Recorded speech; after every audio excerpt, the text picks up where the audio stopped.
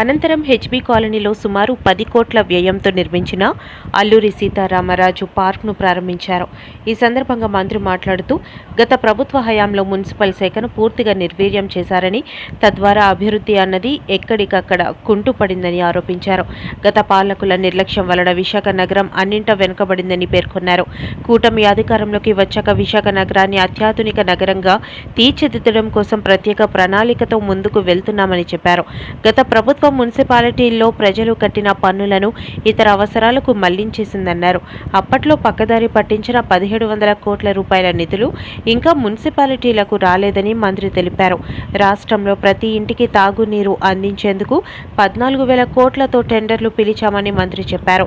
5,000 కోట్లతో పలు నగరాల్లో పక్కా డ్రైన్లు నిర్మిస్తున్నామని, కేంద్రం నుంచి వచ్చే మరో 4,000 కోట్ల రూపాయలతో తాగునీరు, డ్రైన్లు, రోడ్లు, లైట్లు ఏర్పాటు చేస్తామని తెలిపారు. డంపింగ్ యార్డ్ సమస్య పరిష్కారానికి చర్యలు చేపడతామని తెలిపారు. వార్డు కార్పొరేటర్ గంధం శ్రీనివాసరావు అధ్యక్షతన జరిగిన కార్యక్రమంలో జీవీఎంసీ కమిషనర్ కేతన్ గార్గ్, నగర mayor Peela Srinivasarao, deputy mayor Dalli Govindaraju, BJP convener Karanamreddy Narasingarao, వివిధ వార్డుల కార్పొరేటర్లు, అధికారులు పాల్గొన్నారు.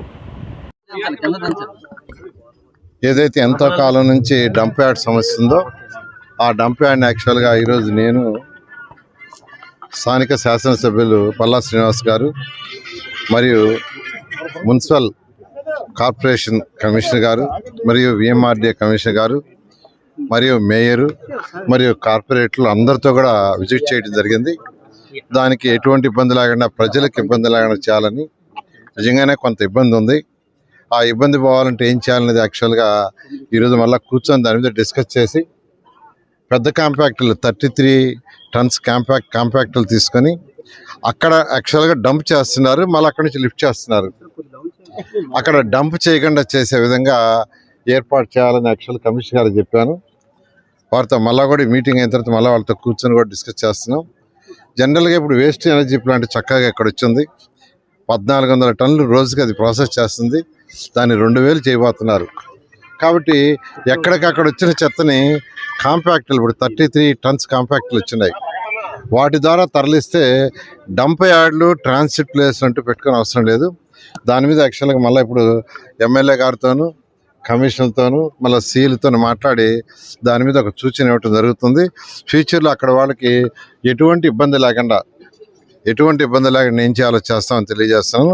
అదేవిధంగా ఈరోజు 4.75 ఎకరాలతో ఒక పార్కును గాజువాకలో ఈరోజు ఇనాగరేషన్ చేశాను. నిజంగా నేను చాలా చక్కగా ఈ పార్కుని తీర్చిదిద్దిన అటు మున్సిపల్ కమిషనర్ కావచ్చు, వాళ్ళ అధికారులు కావచ్చు, దానికి డిజైన్ చేయటంలోనూ దాంట్లోనూ రిక్వైర్మెంట్ ఇచ్చిన మేయరు, కార్పొరేటర్లు మరియు శాసనసభ్యులు వాళ్ళందరూ కూడా నేను ప్రత్యేకంగా అభినందిస్తున్నాను.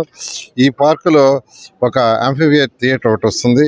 అదేవిధంగా ఇక్కడ బాక్స్ క్రికెట్ నెట్ ఒకటి వస్తుంది.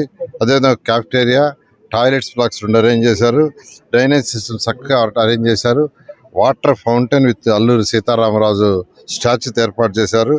అదేవిధంగా ఎంట్రన్స్లో ఒక చక్కటి ఆర్చ్ విత్ సెక్యూరిటీ అరేంజ్ చేశారు. చిల్డ్రన్స్ ప్లే ఎక్విప్మెంట్ని చాలా చక్కగా మంచి ఎక్విప్మెంట్ని ఏర్పాటు చేశారు. అదేవిధంగా డ్రిప్ ఇరిగేషను, అదేవిధంగా modern play equipment and gym కూడా చక్కగా అరేంజ్ చేశారు. అదేవిధంగా కాంపౌండ్ వాళ్ళు చుట్టూ వాకింగ్ ట్రాక్ చాలా చక్కగా అరేంజ్ చేశారు. ఇది కాకుండా ఈరోజు కొండ మీద ఒక ప్లేస్ ఉంది, దాన్ని డెవలప్ చేయండి అని శాసనసభ్యులు అడుగుతున్నారు. ఇవాళ ఇది అయిపోగానే మళ్ళీ అధికారులతో కూర్చొని దాని మీద కూడా ఒక నిర్ణయం తీసుకోవడం జరుగుతుంది. అదేవిధంగా మరొక ఆదర్శ్ ఆ గ్రౌండ్, ఒక ప్లే గ్రౌండ్ని డెవలప్ చేయమని వారు రిక్వెస్ట్ చేస్తున్నారు. దాన్ని కూడా ఇప్పుడు అధికారులతో కూర్చొని చేయటం జరుగుతుంది. గత ప్రభుత్వం అయితే మున్సిపల్ శాఖలో మొత్తం సిస్టమ్ని స్పాయిల్ చేసింది. ఎలా స్పాయిల్ చేసిందంటే, ఫస్ట్ ప్రజలు కట్టిన ట్యాక్స్లు ఏదైతే హౌస్ ట్యాక్స్ కావచ్చు, వాటర్ ట్యాక్స్ కావచ్చు, టౌన్ ప్లానింగ్ ట్యాక్స్ కావచ్చు, అనేక ట్యాక్స్లన్నీ డైవర్ట్ చేసేసి మున్సిపాలిటీకి ఇవ్వాలి. మున్సిపాలిటీలు అంటే అవి లోకల్ బాడీస్, స్వతంత్రంగా వాటికి అవి రూల్ చేసుకోవాలా. అంటే వాళ్ళ అవసరాలకు తగ్గ ట్యాక్స్లు వేసుకోవటం, ఆ వచ్చిన ట్యాక్స్ని ఎలా ఖర్చు పెట్టాలనేది కౌన్సిల్లో పెట్టి కౌన్సిల్లో డిస్కస్ చేసి ఏ వార్డుకి వేయాలా, ఏ రోడ్డుకి వేయాలా, ఎక్కడ వాటరు, ఎక్కడ రోడ్డు వేయాలా, ఎక్కడ సివరేజ్ చేయాలా, ఎక్కడ స్టామ్ వాటర్, ఎక్కడ పార్కు, ఎక్కడ బరియల్ గ్రౌండ్ అనేది వాళ్ళు నిర్ణయించుకోవాలా.